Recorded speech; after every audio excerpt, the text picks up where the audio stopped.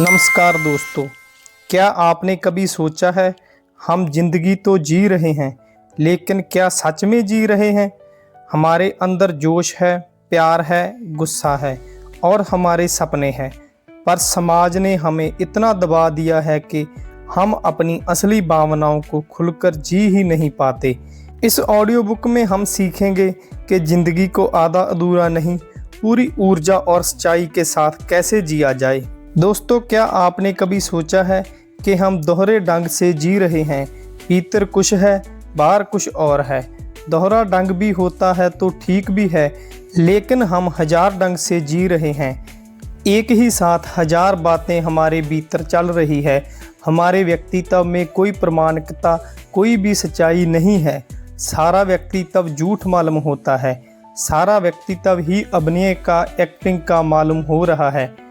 लेकिन आप किसको धोखा दे रहे हैं, ये आपने कभी सोचा है? किसके सामने ये अभिनय चल रहा है? किसी और को धोखा नहीं होगा। ऐसे धोखा देने में स्वयं को ही जानने से वंचित रह जाओगे। जीवन से संबंधित होने से वंचित रह जाएंगे। सब तरह का धोखा है जो आदमी दे रहा है। सबसे गहरा धोखा मन के तलों पर है, जहां हमारी कोई भी चीज़ सच नहीं रह गई है। कभी आपने सच में ही किसी को प्रेम किया है?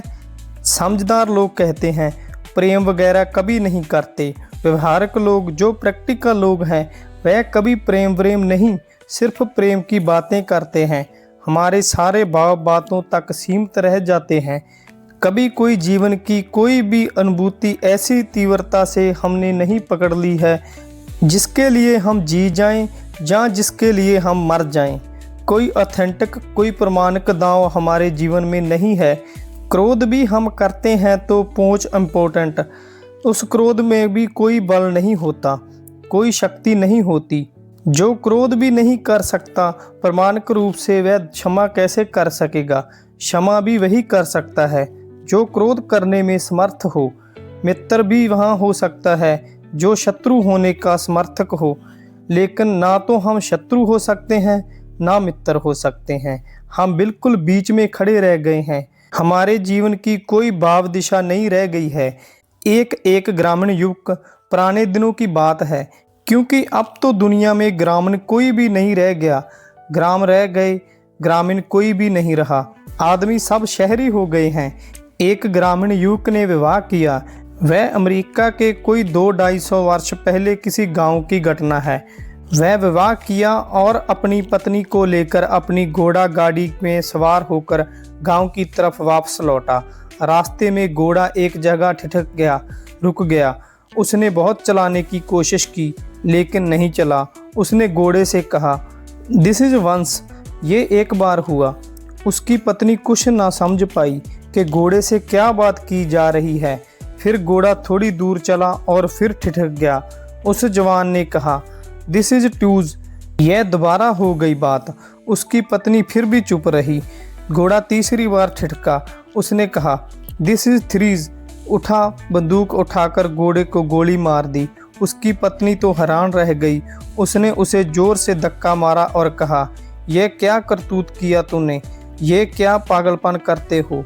उसने जवाब दिया, दिस इज वन। उसने कहा, पहली बार हुआ। उसकी पत्नी तो दंग रह गई। उस जवान ने कहा, 2 मौके अब और बच गए। उसकी पत्नी ने लिखा कि मैंने पहली बार उस व्यक्ति की तरफ देखा जिसका क्रोध इतना जलवंत हो सकता है, और मुझे पहली दफ़ा उसके व्यक्तित्व में एक बल और एक शक्ति और एक तेज का दर्शन हुआ।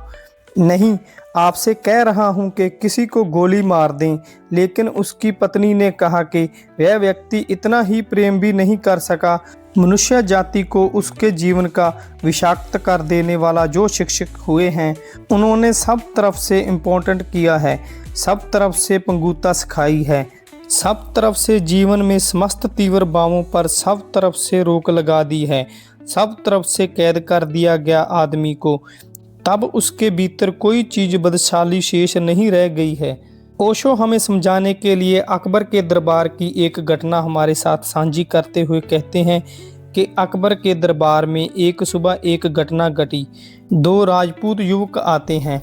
नंगी तलवारें उनके हाथों में हैं और अकबर के सिंहासन के सामने खड़े हो गए और उन्होंने कहा, हम दो राजपूत जवान हैं, हम दोनों जुड़वा भाई हैं और हम दोनों तलाश में निकले हैं नौकरी के लिए और नौकरी चाहिए। अकबर ने पूछा, तुम्हारी योग्यता क्या है? उन्होंने कहा, हम बहादुर हैं और हमारी कोई योग्यता नहीं है। अकबर ने कहा, कोई प्रमाण पत्र, कोई सर्टिफिकेट लाए हों? उन दोनों की आंखें ऐसी चमक उठी जैसे दो अंगारे। उनकी तलवारें म्यानों के बाहर आ गई और एक दूसरे की छाती में एक ही क्षण में प्रविष्ट हो गई। एक क्षण के बाद दो लाशें पड़ी थी और खून के फुवारे बन गए थे। ये देखकर अकबर घबराया और उसके हाथ पैर कांप गए। उसने अपने राजपूत सेनापति को बुलाया और कहा कि ये क्या हुआ? मैंने तो छोटी सी बात कही थी कि कोई प्रमाण पत्र लाए हो बहादुरी का। वह राजपूत सेनापति बोला, गलत बात कही थी आपने। राजपूत से कभी ऐसा मत पूछना। बहादुरी का प्रमाण पत्र, और बहादुरी के कोई प्रमाण पत्र होते तो स्वयं इसके कोई जिंदगी दांव पर लगा कर दिखा दे। और क्या प्रमाण पत्र हो सकता है? कोई कागज के सर्टिफिकेट होते हैं बहादुरी के? उन दोनों ने दिखा दिया कि बहादुरी का क्या मतलब होता है। एक ही मतलब होता है कि आदमी मौत के सामने खड़ा हो सकता है निर्भय, और कोई मतलब नहीं होता बहादुरी का। और बहादुरी का कोई प्रमाण पत्र नहीं होता। और जो बहादुरी का प्रमाण पत्र लिए फिरता हो, उस आदमी से ज़्यादा कायर कोई आदमी नहीं हो सकता। असल में प्रमाण पत्र कायर ही ढोते हैं और कोई प्रमाण पत्र लिए नहीं घूमता। अकबर ने अपने संस्करणों में लिखवाया कि ये बात तो मुझे याद रह गई, मैंने तो जिंदा आदमी देखे थे, एक क्षण में, एक तीव्रता में, एक प्रमाणिक जीवन देखा था। एक क्षण में वह चमक देखी थी जो आदमी की चमक है। लेकिन हम सबके जीवन से आदमी की चमक विलीन हो गई। ना कभी वहाँ क्रोध चमकता है कि बिजली की लो पैदा हो जाए, ना कभी क्रोध, वहाँ कोई चमक ही नहीं है। हम बिल्कुल बिना चमक के हैं, बिना बल के, बिना शक्ति के लोग होते चले गए हैं। जीवन से हमारा संबंध नहीं हो सकता है। जीवन से संबंधित होने के लिए शास्त्रों का अध्याय नहीं, जीवन से संबंधित होने के लिए मंदिरों की प्रार्थनाएं नहीं, जीवन से संबंधित होने के लिए इंटेंसिटी, तीव्रता का जीवन चाहिए। एक ही प्रार्थना है जीवन देवता के मंदिर में, वह एक इंटेंस लिविंग है, वह है तीव्र जीवन, वह है उदाम जीवन, वह है बल, शक्तिशाली जीवन, ऊर्जा से भरा जीवन। हम सब बिना ऊर्जा के जीते चले जाते हैं, चलते नहीं हैं रास्तों पर, जैसे धक्के खाते हैं। मेरी दृष्टि में जीवन की कला की पहली शिक्षा जो हो सकती है वह ये है कि हम जीवन को कितनी तीव्रता से ले सकें, एक एक क्षण को तीव्रता से ले सकें, जैसे एक एक क्षण ही हमारा जीवन दांव पर लगा दे। कौन जानता है एक क्षण के बाद जीवन आए ना आए, श्वास आए ना आए। सच्चाई यही है कि एक एक क्षण जीवन दांव पर लगा हुआ है। अभी आप यहाँ बैठे हुए हैं इतनी सुस्ती से, इतने आराम से। अगर आपको खबर की जाए कि बस घंटा भर है आपके जीवन के लिए, वह घंटा क्या होगा? या आपको कहा जाए बस एक क्षण और है, ये अंतिम क्षण है, उस क्षण में आप कैसे जिएंगे? सच्चाई ये भी है कि एक आदमी को एक क्षण से ज़्यादा जीवन मिला हुआ नहीं है। दूसरे क्षण का कोई भरोसा नहीं है, वह आए और ना आए। जो क्षण मेरे हाथ में है वही मेरे हाथ में है। अगर उस क्षण में मैं अपनी पूरी शक्ति से नहीं जीता हूँ तो मैं जीवन की कला कभी नहीं सीख पाऊँगा। अगर मैं भोजन कर रहा हूँ तो कौन जानता है दोबारा भोजन कर सकूँगा कि नहीं।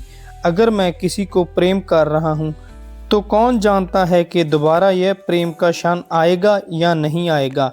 अगर मैं आकाश के तारे देख रहा हूँ तो कौन कह सकता है कि दोबारा ये तारे मुझे देखने को मिलेंगे कि नहीं।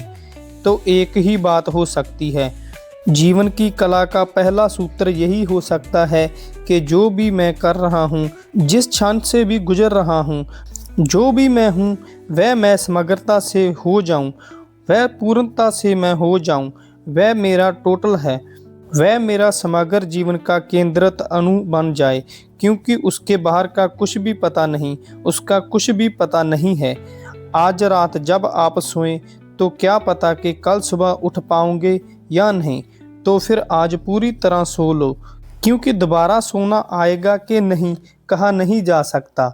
और अगर मित्र को विदा देने गए हों तो वह विदा इतनी संपूर्ण हो, इतनी परिपूर्ण हो कि कौन जाने वह मित्र दोबारा मिलेंगे कि नहीं। लेकिन हम ऐसे डाले डाले जीते हैं, वहाँ हमारे जीवन में क्षणों की तीव्रता का कोई बोध नहीं है, कोई स्पष्ट नहीं है।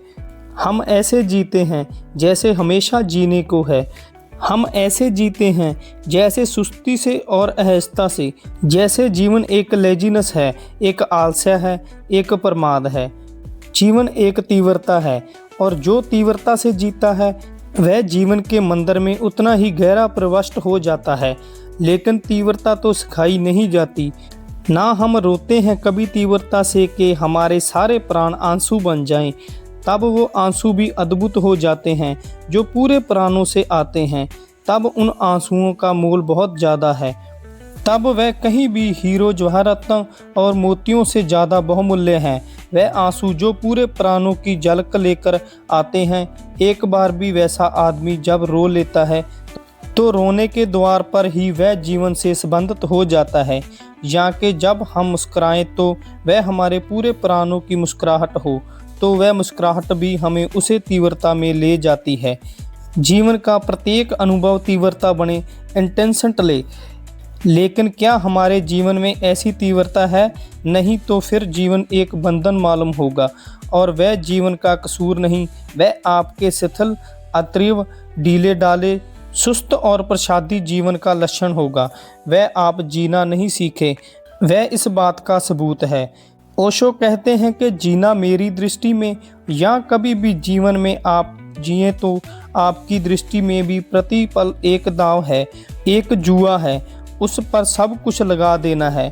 जो सब कुछ लगा देता है वही सब कुछ को जान भी पाता है। हम कुछ लगाते ही नहीं।